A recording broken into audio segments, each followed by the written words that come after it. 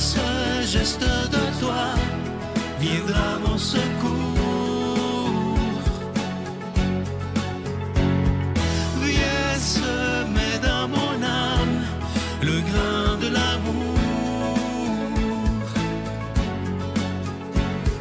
Je traverse un désert et je meurs de soif. Montre-moi le mystère qui garde la foi. Bon lundi, bienvenue à votre émission de la Victoire de l'amour. J'espère que vous allez bien cette belle semaine du mois de mars. Nous sommes toujours dans le carême 2025.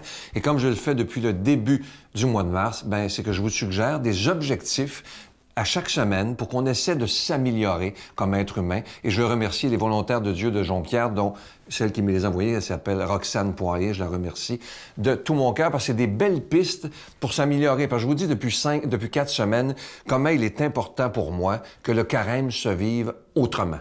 On l'a trop longtemps mis ça sur des privations pour se sacrifier, etc. Si on se sent obligé, là, ça marche pas. Faut tout faire avec amour. Et moi, je pense que le carême, c'est fait pour s'améliorer. Alors aujourd'hui, je vous donne encore quelques pistes. Prenez-la en note sur un bout de papier, sur votre téléphone ou sur votre tablette. La première, c'est soyons plus accueillants envers tous. Ça, on pourrait apprendre ça, moi le premier, pendant cette semaine de carême, d'accueillir tout le monde, même si la personne ne pense pas comme moi, même si on est tellement différents, au moins de respecter cette personne-là et de se dire, même si on ne pense pas pareil, cette personne-là est aussi enfant de Dieu que moi. Alors, comme le pape François dit, qui suis-je pour me permettre de juger quelqu'un? Alors, ce sera un bel objectif. Apprenons à accueillir tout le monde, même s'ils ne sont pas de la même religion que nous, de la même provenance que nous. Peu importe. L'important, c'est de s'aimer, finalement. Et c'est ça, pour moi, c'est extrêmement important. Et s'aimer dans la différence. Alors, apprenons à accepter les autres tels qu'ils sont. Alors, la prochaine, elle est pour moi. Soyons patients et tolérants en toutes circonstances. Alors, demandons à Dieu, là, je vous demande même de prier pour moi là-dessus. Je suis assez honnête avec vous en vous disant que moi, ma patience, ça s'améliore pas, c'est ça qui est le pire. Mais je demande toujours au Seigneur de m'aider à devenir de plus en plus patient. Et peut-être qu'il y en a parmi vous qui me comprennent. Il y a une fois, il y a une dame qui m'avait écrit, elle dit, moi, je me reconnais tellement à toi. Elle dit, c'est très stressant d'être impatient. Et c'est très, très vrai. Alors, c'est pour ça que je demande à Dieu, cette année, pendant le carême, de m'aider à me calmer et d'être beaucoup plus patient. Et savez-vous envers qui? Pas tout le temps envers les autres, mais envers moi-même. Et ça, c'est bien important d'apprendre à être patient envers soi-même en ce carême 2025. Évitons la critique négative. Ça, là, pour moi, c'est une des choses les plus épouvantables qu'il n'y a pas. Si vous saviez tout ce que je reçois sur Facebook, ça n'a pas de bon sens. Premièrement, je les efface parce que des fois, c'est de la critique inutile. Il y a des gens qui prennent le temps de m'écrire, puis là, ils se reconnaissent parce qu'ils écoutent. Mais ça n'a pas de bon sens. Il y a quelqu'un, là, qui prend le temps de nommer chaque personne de la Victoire de l'amour que vous voyez à la télé. Puis au lieu d'écrire une qualité à côté, elle met les défauts. Exemple, là, je ne donnerai pas d'exemple, mais tel nom, il est comme ça. Toujours négatif. Il n'y a jamais de positif. Et je me dis, mais cette personne-là, elle doit être malheureuse, pas à peu près, là. Pourrait jamais être capable de trouver des qualités chez quelqu'un. Et j'ai le goût de dire à cette dame-là, mais changez de poste. Parce que ça n'a pas de bon sens. On peut pas... Ça se peut pas que toute l'équipe de la Victoire de l'amour soit juste négative. C'est impossible. Alors, évitons la critique négative. Ça rend malheureux, je vous le dis. Plus on critique, plus on est malheureux. Ça, j'en suis absolument convaincu. Et un autre objectif qu'on peut se donner pendant cette semaine de carême, abandonnons à Dieu nos tracas, nos problèmes. Moi, je vous dis une chose, au lieu de ressasser et de se dire « Oh mon Dieu Seigneur, puis là, il y a telle chose qui me stresse, je vis de l'anxiété, je vis de l'angoisse », au lieu de ça, au lieu de toujours penser à ça, de dire « Seigneur, veux-tu m'enlever ça de la tête? Je te donne ça. » Et aide-moi à passer à travers. Donne-moi des solutions. Suggère-moi quoi faire pour passer à travers cette épreuve-là.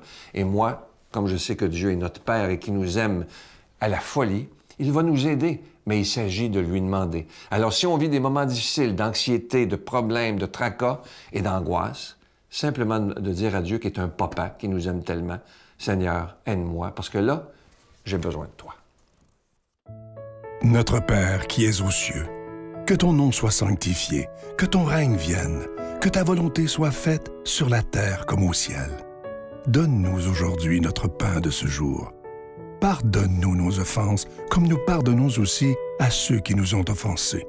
Et ne nous laisse pas entrer en tentation, mais délivre-nous du mal, car c'est à toi qu'appartiennent le règne, la puissance et la gloire pour les siècles des siècles. Amen. La Victoire de l'amour vous invite à célébrer 30 ans d'amour au Centre Vidéotron de Québec, le 24 mai 2025, de 13h à 17h. Avec Mélissa Bédard, Patrick Normand, Nathalie Laure, Guylaine Tanguay et la présence exceptionnelle de Michel Thor. Témoignages et conférences avec Sœur Angèle, Dominique Bertrand, David Bernard, Christine Michaud, Martin Larocque, Claire Jacques, Victor et l'équipe de la Victoire de l'amour. Billets en vente maintenant sur lavictoiredelamour.org. Comme vous le savez, nous sommes en plein cœur du Carême 2025. Alors, je veux prendre le temps aujourd'hui de vous rappeler que, comme on le fait depuis 30 ans, lorsque c'est le Carême, il n'y a pas de cadeau du mois.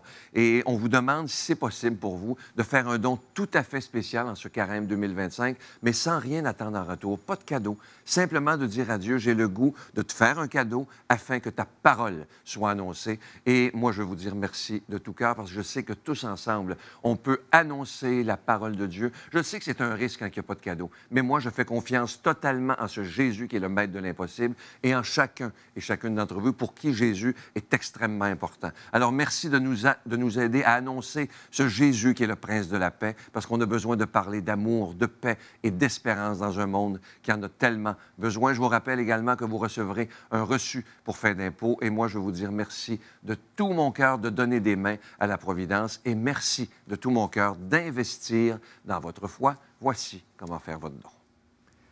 Par la poste à la Victoire de l'amour, casier postal 120, succursale Boucherville à Boucherville, le J4B 5E6, ou par téléphone, par carte de crédit, du lundi au jeudi, de 8h à 17h, au 514-523-4433, ou à notre numéro sans frais, le 1-888-811-9291. Également sur notre site Internet, le www.lavictoiredelamour.org. Avec votre don, vous recevrez aussi un reçu pour fin d'impôt. Merci de donner des mains à la Providence. Merci d'investir dans votre foi.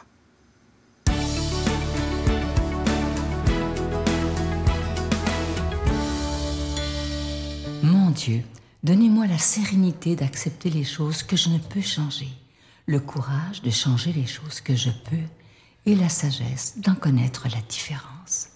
Amen. Aujourd'hui, l'homélie est faite par quelqu'un qu'on aime beaucoup, l'abbé Éloi Giard.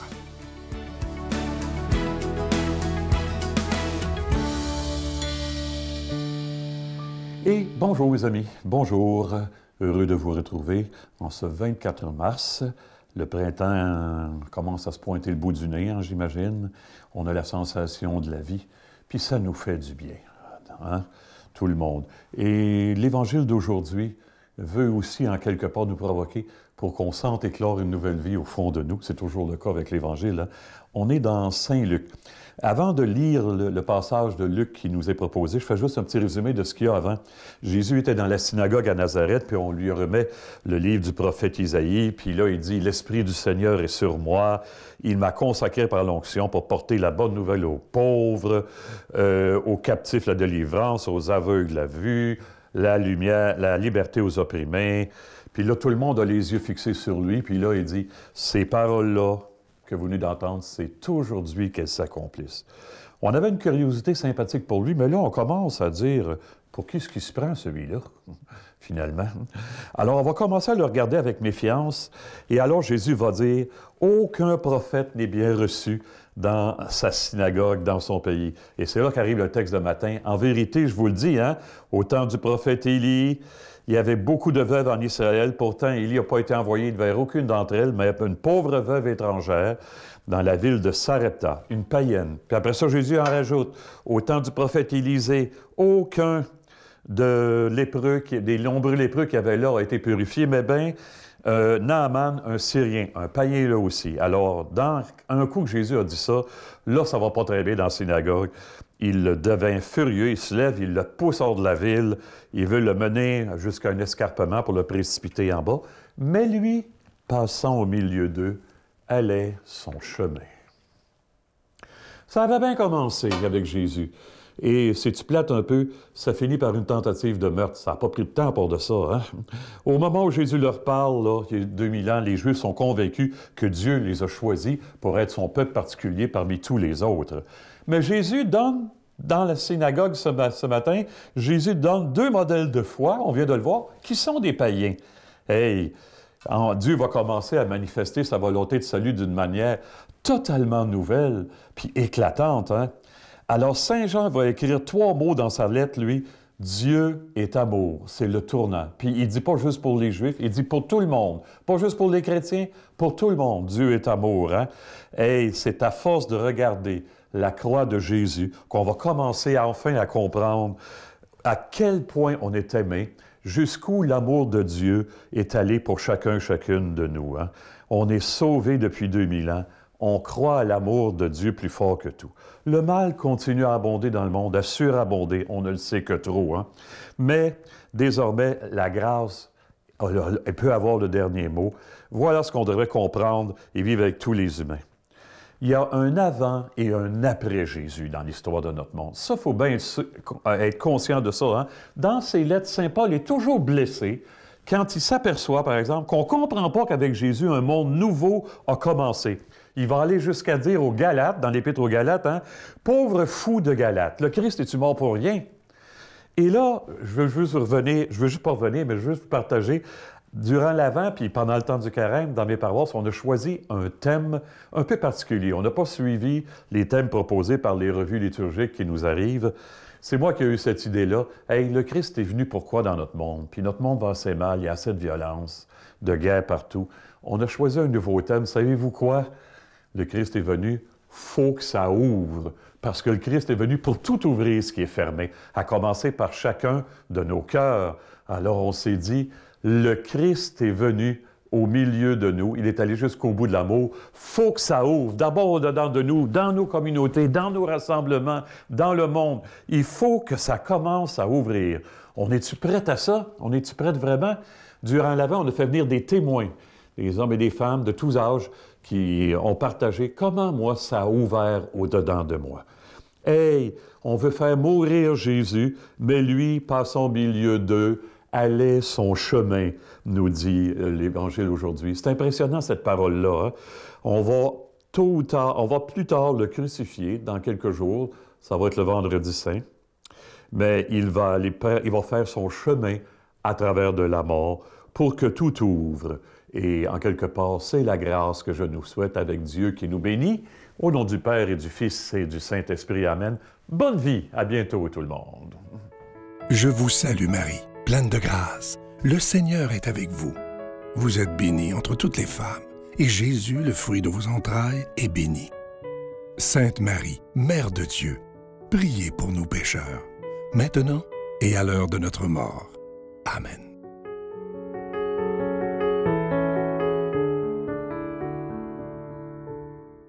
Bien là, c'est vrai, c'est dans 2 mois exactement qu'aura lieu le 30e anniversaire de la Victoire de l'amour. On est le 24 et le 24 mai, ce sera ça. Alors, je vous invite à réserver rapidement, évidemment. Moi, j'ai hâte de vous y rencontrer. Je vous rappelle que Groupe Voyage Québec organise des autobus un peu partout au Québec. Vous voyez le numéro de téléphone au bas de l'écran présentement.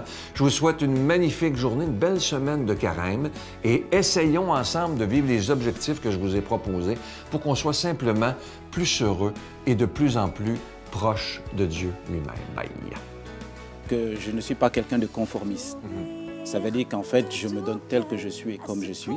Et parfois, ça gêne, parce que dans notre monde, on aime que tout le monde soit dans un moule carré. Mais moi, le moule, ça ne marche pas. Tu viens relever le faible, tu le prends dans tes bras, tu le conduis vers ton Père, qui le console ici-bas.